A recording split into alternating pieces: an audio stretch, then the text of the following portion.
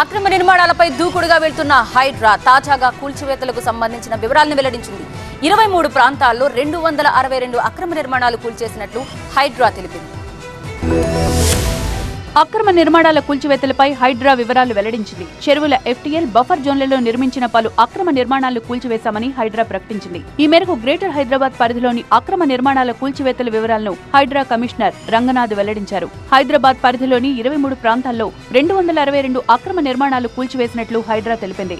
111.72 ఎకరాల భూమి స్వాధీనం చేసుకున్నట్లు చెప్పింది. Film Nagar cooperative society plot number 30తో ప్రారంభమైన అక్రమ నిర్మాణాల కూల్చివేతలు దుండిగల్ మండలం మల్లంపేట గ్రామంలోని 13 విల్లాల కూల్చివేతల వరకు కొనసాగాయి. గాజుల రామారం చింతల చెరువు బఫర్ జోన్ లో 54 నిర్మాణాలు కూల్చివేయగా రాజేంద్రనగర్ 45, మాదాపూర్ సున్నం చెరువు పరిధిలో 42 నిర్మాణాలు తొలగించినట్లు ప్రస్తావించింది. మరోవైపు అక్రమ నిర్మాణాలపై హైడ్రా దూకుడుగా ముందుకు వెళ్తోంది. ఇప్పటికే చాలా చోట్ల అక్రమ నిర్మాణాలు కూల్చివేసింది.